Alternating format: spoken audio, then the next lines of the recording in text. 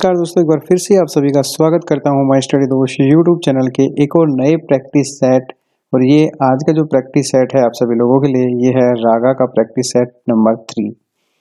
और ये जो सारे के सारे क्वेश्चंस हैं वो बेस्ड हैं आपके air force X and Y group के जो प्रीवियस एग्जाम हुए हैं, ये 2014 के मॉडल पेपर पे बेस्ड हैं।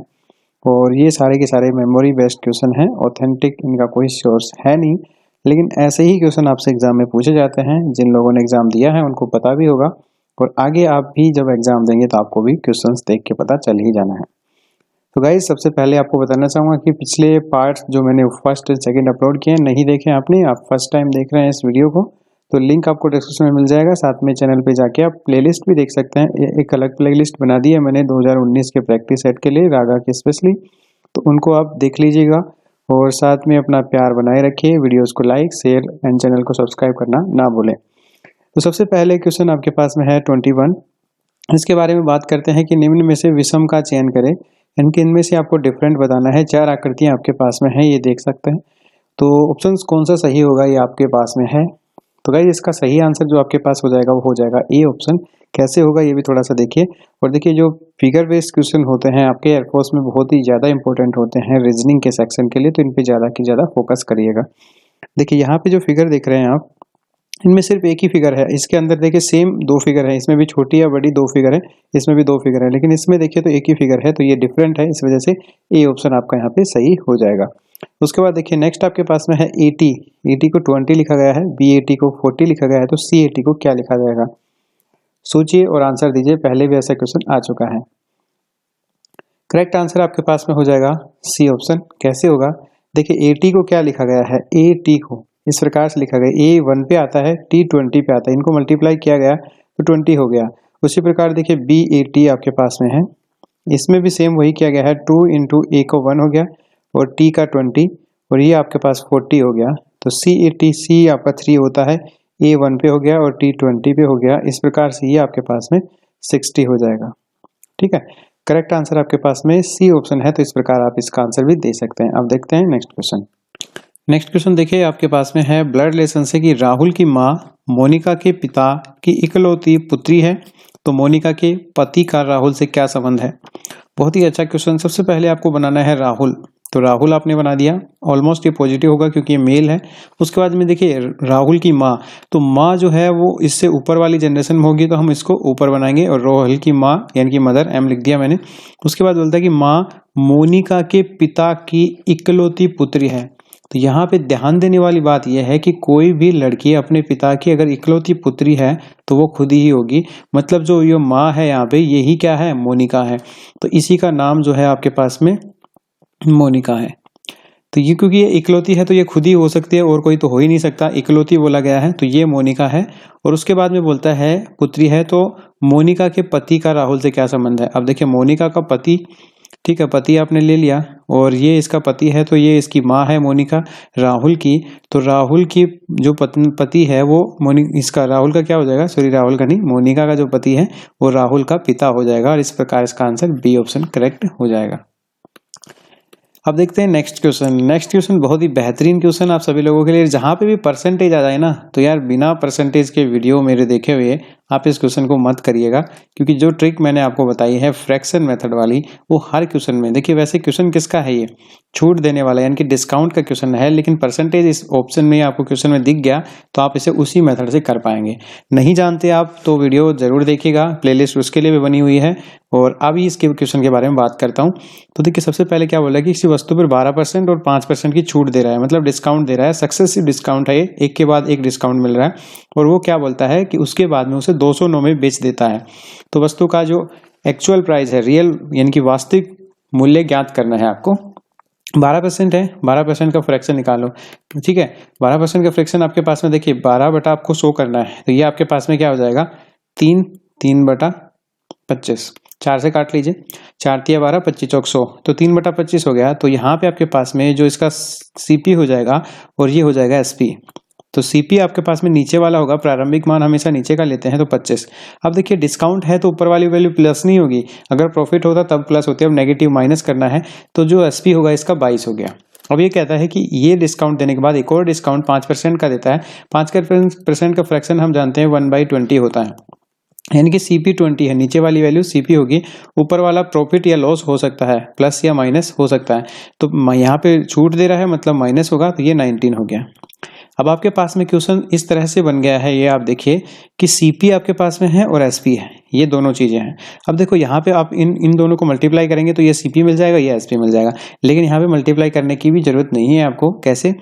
ये जो 20 आप देख रहे हैं और यहाँ पे 22, इसको भी काट लीजिए, क्योंकि यहाँ पे आने के बाद में भी हम इन दोनों को काट सकते हैं, क्योंकि रेशियो मान है ये एक दूसरे के अनुपात में है। तो ये 11 हो जाएगा और ये आपके पास 10 हो जाएगा। अब मल्टीप्लाई कर लिए, और भी कटता है तो काट लीजिए, लेकिन यहाँ पे अभी आगे नहीं कट रहा है, ये इस तरह से आपस में कट सकते हैं। ये 250 आपके पास हो गया, और उसके बाद में आप इसको करेंगे सोल्व, तो ये 209 हो जाएगा। अब आपको क्या बोल रहा था क्वेश्चन में कि ये जो प्राइस है वो 209 में वास्तविकली क्या करता है, वो बेचता है छूट देने के बाद, और यहाँ पे अपने हिसाब से भी इत्तेफाक ही समझ लीजिए कि 209 आ गया। इससे अलग अलग भी आता तो कोई दिक्कत नहीं, हम इसे रिलेट करेंगे, इस जो आपके क्वेश्चन में दिया गया प्राइस है इसे रिलेट किया तो हमने पाया कि इसका रिलेशन 1 का आया है, तो 1 से इसे मल्टीप्लाई करने से कोई फर्क नहीं पड़ने वाला है और 250 ही आएगा। मतलब जो इसकी CP है वो कितनी है, 250 है, और इस प्रकार इसका जो आंसर हो जाएगा, ए ऑप्शन इसका करेक्ट आंसर हो जाएगा। तो इस प्रकार से आप क्वेश्चन को कर सकते हैं। थोड़ा सा टाइम मैंने लगाया इसको समझाने में, बाकी से जब आप समझ जाएंगे तो बहुत ही आसानी से कर पाएंगे। अब देखते हैं नेक्स्ट क्वेश्चन। नेक्स्ट क्वेश्चन अब यहाँ पे आप देख सकते हैं क्वेश्चन नंबर 25। सोल्व करना इसको बहुत ही आसान है। क्वेश्चन क्या कहता है कि 207 रुपए को A, B और C के बीच में 1/2, 2/3, 3/4 में बांटने पर C का भाग क्या होगा। तो जब भी ऐसा क्वेश्चन दे आपको तो कैसे सोल्व करना है इसको, आपको सबसे पहले ये भिन्न लिख लेना है, 1/2, 2/3 और 3/4। अब इनका LCM लेना है, तो आप नीचे वाली संख्या देखिए 2, 3 और 4, इनका आपको LCM लेना है। तो इनका आप LCM लेंगे तो LCM आपके पास आएगा 12, तो सभी को 12 से मल्टीप्लाई कर देना है। तो जैसे ही आप इन्हें सभी से 12 से मल्टीप्लाई करेंगे, क्योंकि समान कोई भी रिएक्शन कर रहे हैं आप इन पे, तो वो हम समान कर सकते हैं, इसमें कोई दिक्कत नहीं है। तो अब इसे काटिए, ये हो जाएगा 6 आपके पास में, ये आपके पास में काटेंगे तो ये 4, यहाँ पे 4, 4 दूनी 8 हो जाएगा, और ये आपके पास में 3 बार जाएगा तो 3 3 9 हो जाएगा। यानी कि जो आपके पास में A, B और C हैं, उनका जो रेशियो अब आपके पास आ गया, वो आपके पास आ गया कि 207 को आपको 6, 8 और 9 के अनुपात में बांटना है। वैसे पहले आपको थोड़ा सा डिफिकल्ट लगता। अभी क्या करना है कि इसमें आपको पूछा है कि C का भाग कितना है, तो यहाँ पे आपको सीधा C का भाग क्या है, यहाँ पे 9 है, और टोटल कितना है, 9, 8 और 6 आपके पास में कितना हो जाएगा, 23। तो ये आपके पास में हो गया 23, और इसको बांटना है कि किसको, 207 को। तो आप इसको मल्टीप्लाई कर दीजिए, अब आपके पास में आंसर आ जाएगा आराम से। इसको आप काटेंगे तो ये 9 बार जाएगा, और ये 9 × 9 आपके पास में करेंगे तो 81 आ जाएगा। तो यहाँ पे जो C का भाग है वो 81 है। तो इस प्रकार आप इसे D आंसर निकालेंगे और ये आपका सही जवाब हो जाएगा। तो आई होप आपको समझ में आया होगा। नहीं समझ में आया तो फिर से रिपीट करके देखिएगा, आपको समझ में आ जाएगा। फिर भी नहीं आता तो कमेंट कर सकते हैं। आगे बढ़ते हैं, देखते हैं नेक्स्ट क्वेश्चन। नेक्स्ट क्वेश्चन देखिए, आपके पास में दिया गया है कि 100 मीटर लंबी आपके पास में एक रेलगाड़ी है, और इस रेलगाड़ी को अपने विपरीत दिशा में, यानी अपोजिट डायरेक्शन में 5 किलोमीटर प्रति घंटा की चाल से अपनी ओर आते हुए व्यक्ति को 6 सेकंड में पार कर जाती है। तो गाड़ी की चाल क्या है। ठीक है, सबसे पहले तो आपको ये पता होना चाहिए कि जब भी कोई रेलगाड़ी एक व्यक्ति को या एक किसी खंबे को पार करती है, ठीक है, स्ट्रेट पोल को अगर वो पार करती है, तो क्या होता है कि वो उतनी ही डिस्टेंस ट्रेवल करती है जितनी उसकी खुद की लंबाई होती है। तो मतलब उस व्यक्ति को पार करने में उसे उतनी ही डिस्टेंस ट्रेवल करनी पड़ेगी, कितनी, 100 मीटर। और यहाँ पे स्पीड अगर मैं बात करूँ तो ये वो व्यक्ति भी उसकी, जैसे ट्रेन इस साइड जा रही है तो व्यक्ति इस साइड में, उसके जस्ट अपोजिट साइड में, उसी दिशा में क्या कर रहा है, अपोजिट साइड में वो भी ट्रेवल कर रहा है 5 किलोमीटर प्रति घंटा से। तो स्पीड इस टाइम में क्या होता है, जब भी अपोजिट डायरेक्शन होती है तो स्पीड जुड़ जाती है। मान लेता हूँ कि यहाँ पे आपके पास में ट्रेन की जो चाल है वो x है और व्यक्ति की चाल 5 है, तो आपके पास में जो स्पीड हो जाएगी वो हो जाएगी x + 5। अब यहाँ पे हमें x का मान फाइंड करना है, उसके बाद हमारे पास चाल आ जाएगी। अब देखिए, एक बात आपको पता होगा कि चाल बराबर क्या होता है, दूरी बटा समय। ठीक है, अब दूरी आपके पास में है, दूरी यानी कि डिस्टेंस, और ये आपके पास में टाइम, और ये आपके पास स्पीड। तो ये आपके पास में बोल रहा है स्पीड आपके पास में कितनी है, x + 5। तो x + 5 = डिस्टेंस। डिस्टेंस देखिए कितना है, 100 मीटर है। 100 मीटर और टाइम कितना है 6 सेकंड। लेकिन ये देखिए कि ये जो स्पीड हमने मानी है ये किलोमीटर प्रति घंटा में है और ये आपके पास में देखिए किस में है स्पीड। अब ये भी स्पीड होगी क्योंकि हमने इसके बटा में लिख दिया तो ये इक्वल साइन है, मतलब ये भी स्पीड है ये भी स्पीड है। लेकिन ये आपके पास में क्या इसमें है मीटर पर सेकंड में है, तो इसको किलोमीटर प्रति घंटा में बनाने के लिए 18/5 से मल्टीप्लाई करेंगे। ठीक है, इतना तो शायद आपको पता ही होगा कि जब भी किसी स्पीड को आप मीटर पर सेकंड में बनाते हैं तो 5/18 और किलोमीटर प्रति आवर में बनाते हैं तो 18/5 से मल्टीप्लाई करते हैं। ठीक है, जैसे बड़ी यूनिट बनानी है आपको ऐसे याद रख सकते हैं, जैसे किलोमीटर प्रति आवर बड़ी यूनिट है तो ऊपर जो है बड़ी संख्या रखना है, और अगर छोटी यूनिट यानी कि मीटर पर सेकंड बनाना है तो ऊपर छोटी संख्या रखना है। ठीक है, ये याद रख लेना। और ये कैसे बनता है ये भी शायद आपको पता ही होगा। इसमें देखिए आपको बताऊं तो आपको जैसे मीटर पर सेकंड में कोई वैल्यू दी गई है, इसको किलोमीटर में बनाना है तो आपको क्या पता है कि किलोमीटर में बनाना है मतलब आपको यहाँ पे एक डिवाइड करना होता है। तो मीटर में आपके पास में वैल्यू है, इसमें आपके पास में 1000 बटा आपके पास में सेकंड में करना होता है तो 3600, तो इनका ही रेशियो यहाँ पे निकाल लिया जाता है, यही 5/18 और 18/5 हो जाता है। तो ये सब तो खैर आपको पता होगा इसलिए मैंने थोड़ा सा बता भी दिया। अब आगे आप सोल्व करिए, तो यहाँ पे सोल्व करेंगे तो ये 6 ये आपके पास 3 टाइम चला जाएगा और ये 5 और ये 20 बार, तो ये 20 × 3 यानी कि x + 5 = आपके पास कितना हो जाएगा 60 आ जाएगा। अब यहाँ से x की वैल्यू निकालें तो 60 - 5 और ये आपके पास में हो जाएगा 55 km/h। और ये क्या है x की जो माना था हमने किसको ट्रेन की चाल को, यही आपसे निकलवा रहा है, तो ये आपके पास बी ऑप्शन करेक्ट हो जाएगा। तो यहाँ पे आपको समझ में आया होगा, नहीं भी आया हो थोड़ा सा रिपीट करिएगा आराम से समझ में आ जाएगा। अब देखते हैं नेक्स्ट क्वेश्चन। नेक्स्ट क्वेश्चन देखिए आपके पास में रीजनिंग का क्वेश्चन है कि एक व्यक्ति है 30 मीटर उत्तर की ओर चलता है, तो हम साथ में सोल्व भी करते रहते हैं। देखिए आपके पास में उत्तर है यानी कि नॉर्थ साइड ये है, आप डायरेक्शन बना लीजिए, ये ईस्ट होता है, ये साउथ होता है, ये वेस्ट होता है। ये बोलता है कि 10 मीटर आपके पास में 30 मीटर आपके पास में क्या करता है, ये नॉर्थ साइड में जाता है, उसके बाद वह दाएं घूमता है मतलब राइट टर्न लेता है और 40 मीटर चलता है। तो राइट टर्न हमने ले लिया और 40 मीटर हम चल लिए। उसके बाद बोलता है कि फिर वह दाएं घूमता है मतलब फिर अगेन राइट टर्न लेगा, तो इसका राइट ये है और वो बोलता है 20 मीटर चलती है, तो 20 मीटर यहाँ तक हो गया क्योंकि ये टोटल क्या है यहाँ से यहाँ तक 30 है, तो यहाँ तक हमने मान लिया 20 चला। उसके बाद में बोलता है कि फिर दाएं घूमता है, मतलब अब ये है, ये इसका लेफ्ट है, ये राइट है इस साइड में, क्योंकि अब ये साउथ डायरेक्शन में इस साइड में अब जब यहाँ पे जब खड़ा है तो अब क्या बोलता है कि ये फिर से क्या करता है राइट टर्न लेता है और फिर 40 चलता है। तो यहाँ से यहाँ तक वो आएगा तो फिर से वो क्या करेगा 40 चलेगा, तो यहाँ तक फिर आया वो और फिर 40 चला, तो यहाँ पे पहुँच गया वो फाइनली। और अब आप यहाँ पे देख सकते कि ये 20 था और ये आपके पास टोटल 30 था, तो ये बचा हुआ जो भाग है वो आपके पास में कितना है, ये आपके पास में बचा हुआ है 10 मीटर। ठीक है, क्योंकि ये टोटल 30 था तो 30 - 20 यानी कि 10 बचा है आपके पास में। और ये आपसे पूछ क्या रहा है कि वो कितना अभी किस स्थान पे है और कितनी दूरी पर है, तो यहाँ पे आपके पास में जो सही आंसर हो जाएगा वो हो जाएगा सी ऑप्शन। तो सही जवाब आपको पता चल गया होगा, सी ऑप्शन 10 मीटर इसका सही जवाब होगा और इतना डिफिकल्ट था भी नहीं। आगे देखते हैं फिर नेक्स्ट क्वेश्चन। नेक्स्ट क्वेश्चन देखिए आपके पास में टाइम एंड वर्क का क्वेश्चन है। वैसे तो आपके सिलेबस में नहीं है, लेकिन कई बार क्या होता है कि ऐसे क्वेश्चन भी आपसे पूछ ले जाते हैं, क्योंकि बहुत टफ क्वेश्चन नहीं है और आउट ऑफ सिलेबस भी एक आधा क्वेश्चन चला जाता है। तो हम इसे देखते हैं। देखिए आपको क्या बोल रहा है कि 20 आदमी एक कार्य को 1/3 को करने में 20 दिन लगाते हैं, शेष काम को 25 दिन में करने के लिए कितना आवश्यकता होगी, कितने आदमियों की आवश्यकता होगी। ऐसे क्वेश्चन को करने के लिए एक फॉर्मूला होता है M1D1 = M2 D2 upon W1 upon W2। यहाँ पे M जो है मेन 1 है, मतलब जो पहला काम को करने के लिए जितने मेन है। उसके बाद में D है डे और M2 है जो आपके पास में जो बचे हुए, दोबारा से आपसे पूछ रहा है कि 25 दिन में कितने आदमी लगेंगे, तो ये है। और D2 है डे 2 जो 25 दिया गया है। W1 और W2 आप समझ सकते हैं। W1 में जैसे वो बोल रहा है 1/3 बचा हुआ, मतलब जो 2/3 ये W2 है, ये W1 है। देखिए वर्क को हमेशा आपको नीचे लिखना है, तो ये आपको ध्यान रखना है। उसके बाद में सारी चीज़ें आप इस फॉर्मूले में रख दीजिए और आपका आंसर आ जाएगा। इससे बेस्ट आपके लिए कुछ भी नहीं हो सकता इस क्वेश्चन के लिए। जैसे देखिए पहले आपको बोल रहा है कि 20 आदमी हैं आपके पास में, उसके बाद में कितना दिन लेते हैं, 20 दिन में कितना कार्य कर रहे हैं 1/3। ये बोल रहा है कि उसके बाद मान लीजिए x आदमी लगेंगे और वो काम करेंगे 25 दिन में, कितना बचा हुआ 1/3 हो गया, तो बचा कितना 2/3। ठीक है, ये आपके पास बचा। अब इसी क्वेश्चन को आपको सोल्व करना है और आंसर निकालना है। कैसे सोल्व करेंगे, अब यहाँ पे देखिए 25 से आप काट दीजिए, 25 से काटेंगे तो ये 5 से कट जाएगा और ये भी 5 से कट जाएगा, ये आपके पास 4 हो जाएगा और ये भी 4 हो जाएगा। अब इस 3 से ये 3 कट जाएगा और ये जो 2 है आपके पास में इस तरफ मल्टीप्लाई हो जाएगा, तो 4 × 2 × 4, तो ये आपके पास में कितना हो जाएगा x = 32 आ जाएगा। और इस प्रकार आपके पास बी आंसर करेक्ट हो जाएगा। तो चंद सेकंड में ही आपने इसका आंसर निकाल लिया। अब देखते हैं नेक्स्ट क्वेश्चन। अभी बात करते हैं नेक्स्ट क्वेश्चन की। नेक्स्ट आपके पास में है कि 1 2 3 5 1 8। इसके बाद नेक्स्ट क्या होगा सीरीज के अंदर आपको बताना है।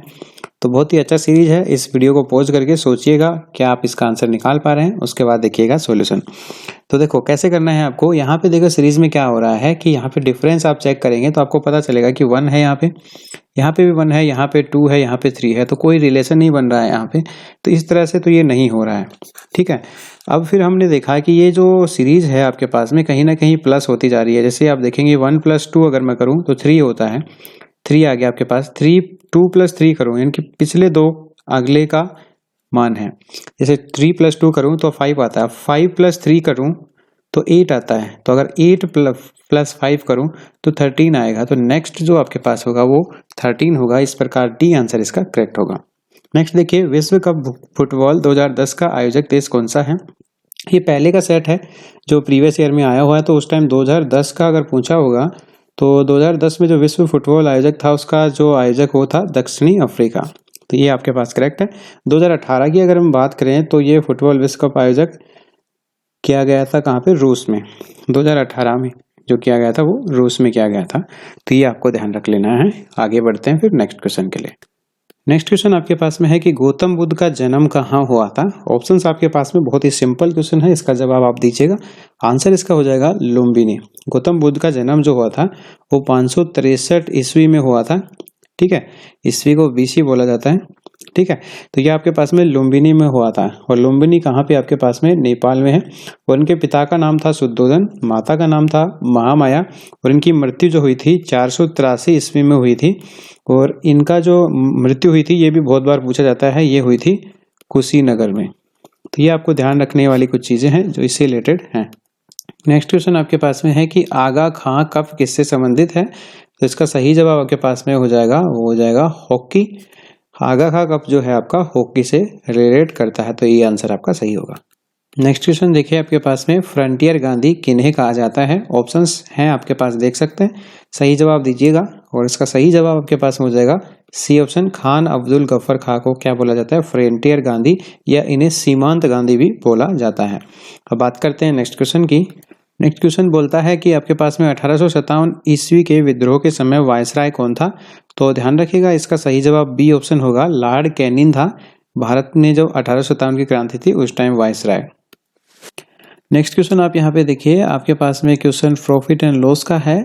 और यहाँ पे इसमें भी परसेंटेज यूज हुआ है। तो यहाँ पे देखिए क्वेश्चन बोल रहा है कि घड़ी को 630 में बेचने पर 10% की हानि होती है, तो उस घड़ी को कितने में बेचा जाए ताकि 10% का लाभ हो। देखिए पहले तो मैं आपको बताऊंगा परसेंटेज वाले जो फ्रैक्शन तरीका है हर जगह काम करेगा। रेशियो प्रोपोर्शन हो, प्रॉफिट लॉस हो, डिस्काउंट हो, कहीं पे भी हो, परसेंटेज आगे ना वहाँ पे काम करेगा ही करेगा। और बाद में इसका जो शॉर्ट मेथड है वो भी बताऊंगा। तो पहले हम बात करते हैं। देखिए आपके पास दो चीजें हैं, CP और SP। फ्रैक्शन आपको किसका निकालना है, 10%। सबसे पहले क्या बोल रहा है कि 10% की हानि होती है। 10% का फ्रैक्शन 1/10 होगा। यहाँ पे नीचे वाली वैल्यू कॉस्ट प्राइस होती है 10, और ऊपर वाली वैल्यू प्लस या माइनस होती है। अगर लॉस हो रहा है यानी कि हानि हो रही है तो माइनस होगी, तो नो।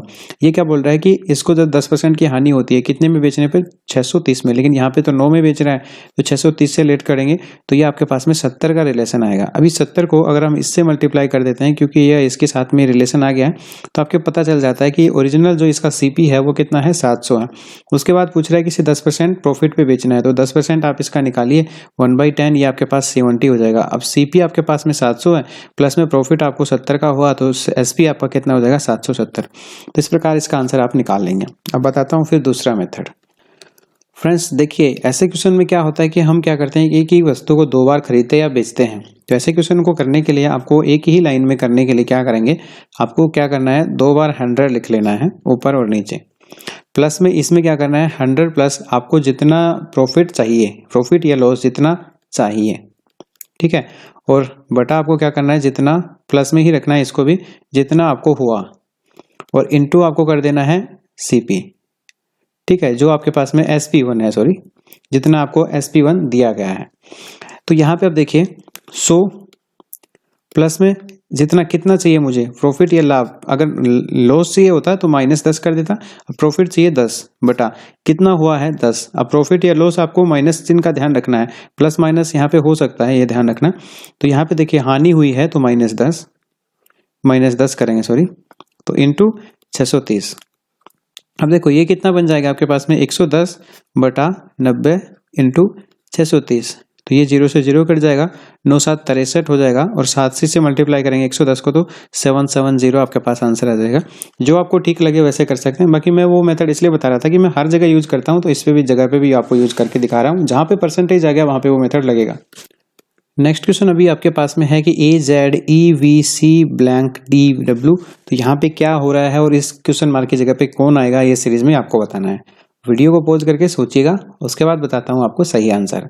सही आंसर इसका हो जाएगा x, और कैसे होगा देखिए, ये जस्ट अपोजिट लिखते हुए चल रहा है। A का अपोजिट होता है Z, E का अपोजिट होता है V, C का अपोजिट होता है X और D का अपोजिट होता है W।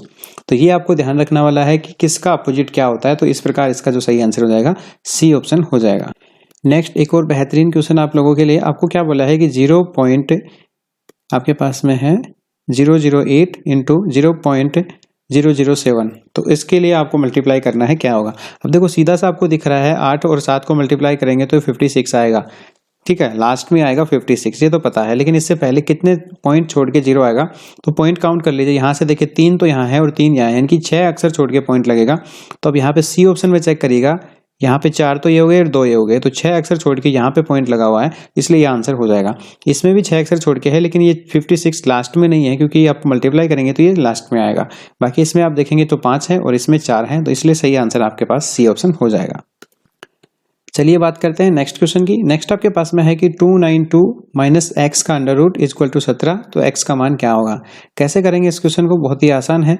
292 minus x equal to 17 है। सबसे पहले तो हम इस रूट को हटा लेते हैं ताकि आपको आसानी हो जाए, तो दोनों तरफ रूट को आप स्क्वायर करके हटा सकते हैं। जैसे स्क्वायर करेंगे इधर हो जाएगा 292 माइनस एक्स इक्वल टू 17, 17 का स्क्वायर क्या होता है 289। अब आप क्या करेंगे, एक्स की वैल्यू निकाल सकते हैं, क्या हो जाएगा 292 minus 289 equal to X. X की वैल्यू आपके पास में कितनी आ जाएगी 3 आ जाएगी, तो यही आपका आंसर हो जाएगा। तो बहुत ही आसानी से इसे कर सकते हैं।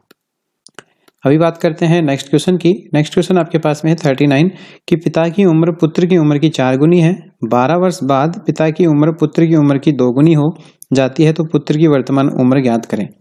देखिए सबसे पहले आपको लिख लेना है फादर और उसके बाद लिख लेना है सन। यहाँ पे आपको मान लेना है किसकी उम्र, मान लीजिए बेटे की उम्र यानी कि सन की उम्र x है, तो पिता की उम्र वो बोलता है वर्तमान में कितनी है 4x है। अब ये बोलता है कि 12 वर्ष बाद, यानी कि दोनों में 12 जोड़ दीजिए। अब हम पहुंच गए 12 वर्ष बाद। जो पिता की जो उम्र है ना, ये फादर की उम्र है 4x इक्वल टू 12, ये किसके बराबर है, पुत्र की जो उम्र है x प्लस 12 की 2 गुनी है, तो इसे 2 से मल्टीप्लाई करिए। आपके पास बनेगा equation 4x equal to 2x, इसको 2 से मल्टीप्लाई करेंगे तो ये 24। इसको आप इस तरफ ट्रांसफर करें तो 4x minus 2x equal to 24 minus 12 यानी कि 12, और ये 2x इक्वल टू 12 है, x इक्वल टू 6। अब यहाँ पे x हमने किसको माना था, जो बेटा था उसकी वर्तमान आयु को, तो पुत्र की वर्तमान उम्र क्या है आपके पास में 6, तो यही आपके पास में हमने माना था x, और यही आपके पास आंसर हो जाएगा ए ऑप्शन। उसके बाद देखते हैं नेक्स्ट क्वेश्चन। नेक्स्ट क्वेश्चन आप यहाँ पे देखिए, आपके पास में है कि air force para trooper training school कहाँ स्थित है। तो ये क्वेश्चन भी कई बार पूछा जाता है, तो इसका आपको ध्यान में रखना है। इसका जो सही जवाब होगा वो हो जाएगा आगरा, सी ऑप्शन यहाँ पे करेक्ट है। इसके साथ आप ये भी ध्यान रख सकते हैं कि जो एयरफोर्स है उसका स्थापना कब किया गया था, तो 8 अक्टूबर 1932 में किया गया था। और साथ में अगर आप ध्यान रखें कि एयरफोर्स चीफ मार्शल यानी कि वायुसेना प्रमुख अभी कौन है, तो ये भी आप ध्यान रखना BS धनोआ, ठीक है। तो ये आपके पास में ध्यान रखने वाली कुछ बातें हैं। आगे बढ़ते हैं, देखते हैं नेक्स्ट क्वेश्चन।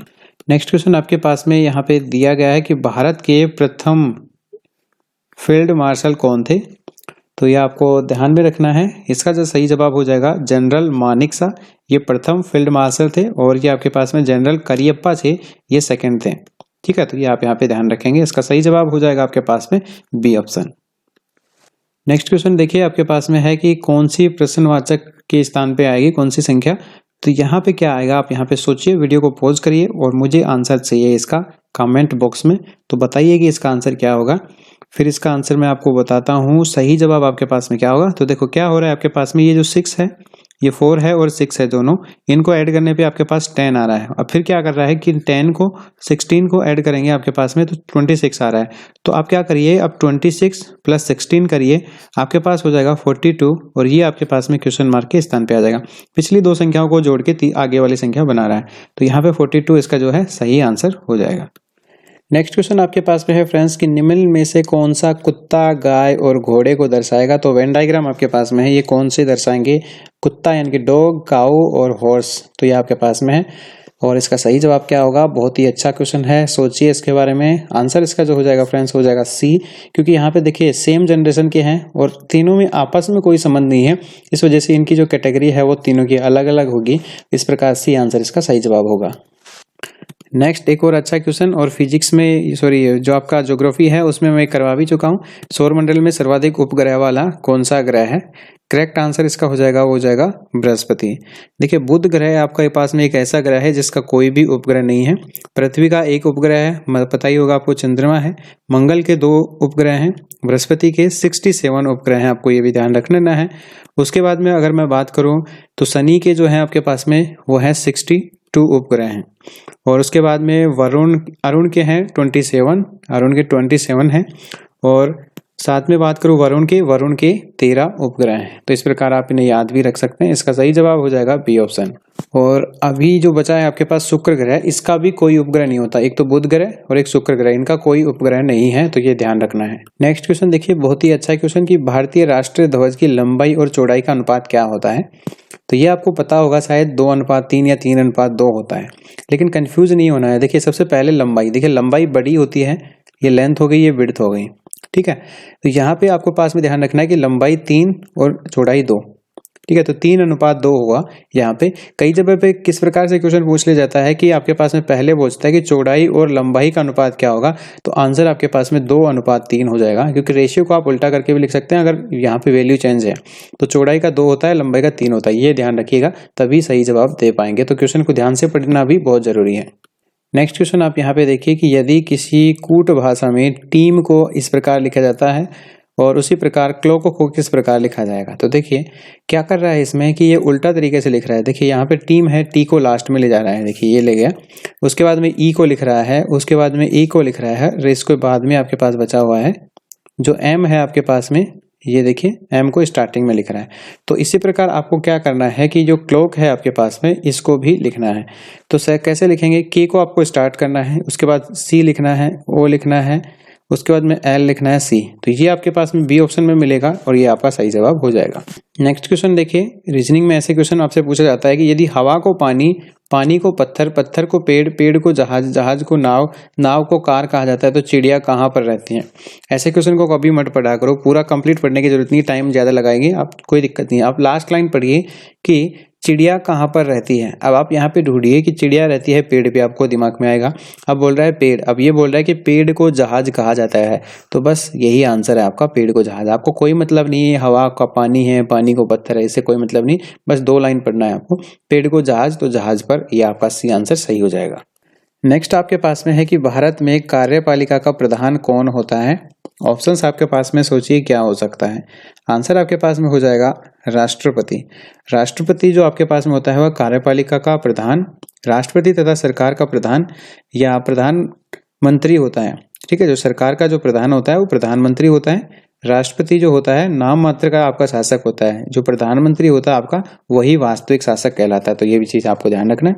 नेक्स्ट आपके पास में है कि पोलियो रोग का कारण आपके पास में क्या है। तो पोलियो जो होता है, मैंने बताया आपको, रेबीज, छोटी माता, हेपेटाइटिस आदि रोग जो हैं वायरस के कारण होते हैं। कौन कौन से रोग हैं आपको बताया है, तो ये सभी सब बी ऑप्शन इसका करेक्ट होगा। वायरस के कारण कौन कौन से रोग होते हैं, रेबीज, छोटी माता, हेपेटाइटिस आदि जो रोग हैं वो वायरस के कारण होते हैं। तो यहाँ पे आपके पास में बी ऑप्शन इसका सही जवाब हो जाएगा। नेक्स्ट क्वेश्चन आप यहाँ पे देखिए, बहुत ही अच्छा क्वेश्चन, और इसको सोच समझ के करना है आपको। एक खंबे की जो लंबाई है 10 मीटर है, जमीन पर किसी स्थान से एक रस्सी द्वारा देखने पर उसकी चोटी को उन्नयन कोण 30 डिग्री है, ठीक है, एक रस्सी के द्वारा देखने पर। अब यहाँ पे कुछ चीजें आपको ध्यान में रखनी है कि आपको क्या बोला जा रहा है कि रस्सी के द्वारा देखने पे। मान लीजिए ये एक खंबा है और उसके बाद में बोल रहा है कि इसकी जो लंबाई है वो 10 मीटर है, जमीन पर किसी स्थान से एक रस्सी द्वारा, यानी कि एक रस्सी द्वारा, देखिए ये रस्सी मैंने लगा दी और इस स्थान से मैंने देखी, इस स्थान से रस्सी द्वारा देखने पर चोटी को उन्नयन कोण 30 डिग्री है, तो रस्सी की लंबाई क्या है। अब देखिए रस्सी की लंबाई, यानी कि इसकी लंबाई आपसे पूछ रहा है। आपके पास में क्या पूछ रहा है, ये ध्यान रखिए, ये रस्सी की लंबाई मतलब ये त्रिज्या की लंबाई, यानी कि ये विकर्ण का मान आपसे पूछ रहा है, तो ये ध्यान रखना है। अब यहाँ पे थीटा आपके पास में 30 डिग्री है, तो किसी भी त्रिभुज में एक कोण दिया गया हो, एक भुजा दी गई हो, तो हम यहाँ पे क्या यूज करेंगे कि यहाँ पे अगर मैं sin 30 का मान निकालूं, sin 30, तो आपके पास में जैसे इसको मैं मान लेता हूँ a है, ये b है और ये c है, तो sin 30 या कोई भी sin थीटा मान लीजिए, थीटा की जगह बाद में 30 रख लेना। तो यहाँ पे आपके पास में क्या होता है, आपको साइन जो होता है आपके पास में क्या होता है, लंब बटा कर्ण होता है। तो लंब आपके पास में है AC, कर्ण आपके पास में हो जाएगा, कर्ण आपके पास में जो है वो है AB, तो ये AB हो गया। अब AC की वैल्यू आपके पास में 10 दी गई है और AB की वैल्यू हमें ज्ञात करनी है, और sin 30 की वैल्यू आपको पता है 1/2 होती है। तो AB की वैल्यू यहाँ से कितनी आ गई, ये होगी 20।